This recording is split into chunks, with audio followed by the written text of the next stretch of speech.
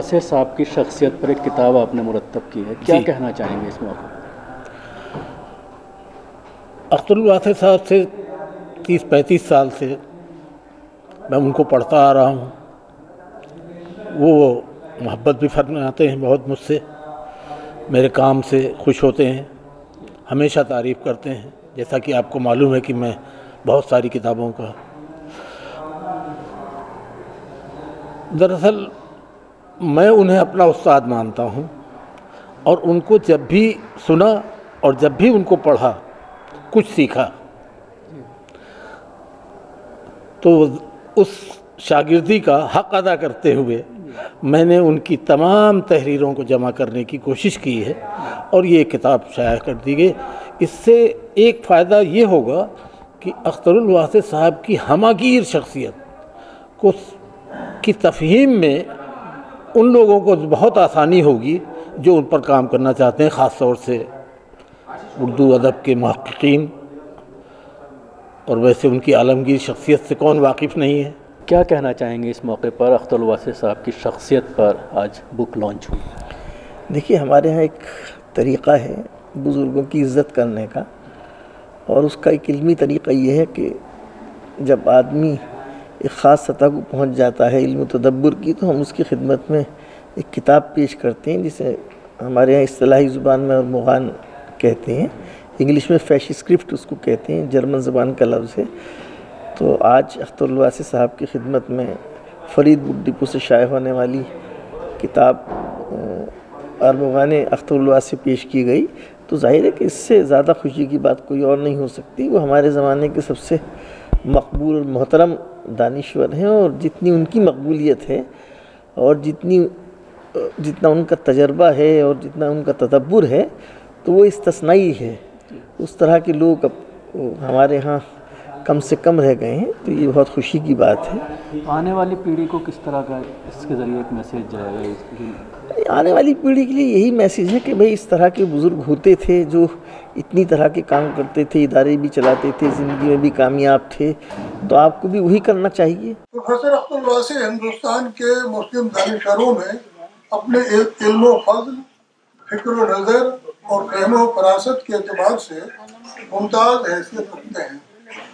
वसीउल मुताला इस्लामी scholar, Faheem व फरीस मुंतज़िम, जिदा व नक़ाद, अमीकुन नज़र मुहक़्क़िक़, दूरअंदेश साहिब राय मुदब्बिर, ज़हीन व बाखबर सियासी तजज़िया निगार, तजुर्बेकार व साहिब बसीरत माहिर तालीम, साहिब दिल कौम आगाह, बेबाक व जरी कालम नवीस, वतन दोस्त, मुस्लिह कौम, खुश तदबीर मसालतकार, पुरजोश खतीब, साहिब इल्म मुअल्लिम, रासिख़ुल अक़ीदा मुसलमान और हैरत अंगेज़ क़ुव्वत इस्तिदलाल और काबिल रश्क हाजिर जवाबी के साथ गैर मामूली याददाश्त के मालिक हैं, जो वदियत खुदाबंदी है।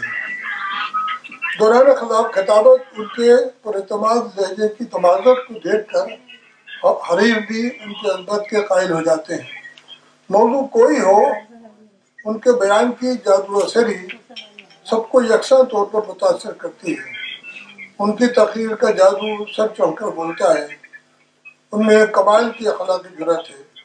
जब वो बोलने पर आते हैं और अपने असली रंग में होते हैं, तो सख्त से सख्त बात बिला खौफ खतर के गुजरते हैं। किसी जलसे में अगर उन्हें इब्तिदा में माइक पर बुला लिया गया, अगर तो ऐसा शाज़ी होता है, तो बाद के मुक़र्रिरीन उन्हीं को दोहराते रहते हैं, और बाद में बुलाए गए, जैसा कि अक्सर होता है, तो मौजू कोई भी हो, मैदान उन्हीं के हाथ रहता है।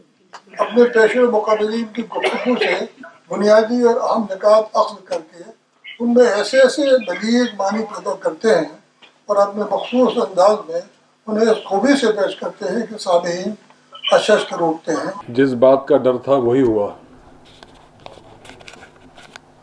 और मैं यही सोच रहा था कि मुझसे कुछ कहने के लिए कहा जाएगा तो मैं क्या कहूँगा,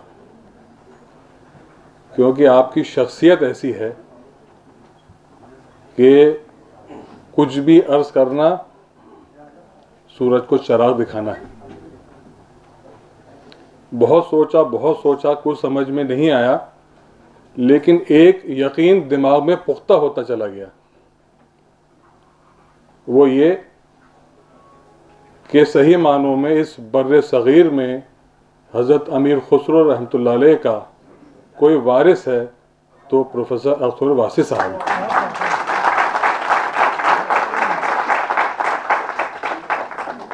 کیونکہ آپ کی تحریریں، آپ کا ملنا جلنا، چاہے جس مذہب کا انسان ہو، آپ سے محبت کرتا ہے. جس زبان کی بنیاد حضرت خواجہ نظام الدین اولیاء محبوب الہی رحمۃ اللہ علیہ نے اور حضرت امیر خسرو رحمۃ اللہ علیہ نے ڈالی، اور یہ وہ زبان ہے کم از کم اس بر صغیر میں اگر آسمانی باتوں کو زمین والوں تک پہنچایا گیا تو اس کا میڈیم اردو ہے. آپ اردو والے ہیں، اور بقول پیر و مرشد فخر دہلی حضرت خواجہ حسن ثانی نظامی رحمۃ اللہ علیہ، یہ ایک جوہری ہیں.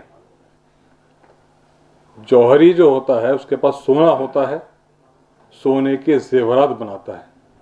آپ کے پاس اردو ہے، آپ کی اردو، آپ کی تقریریں، آپ کی تحریریں ایسی ہوتی ہیں کہ جیسے سونے میں ہیرے جواہرات جڑے ہوئے ہوں.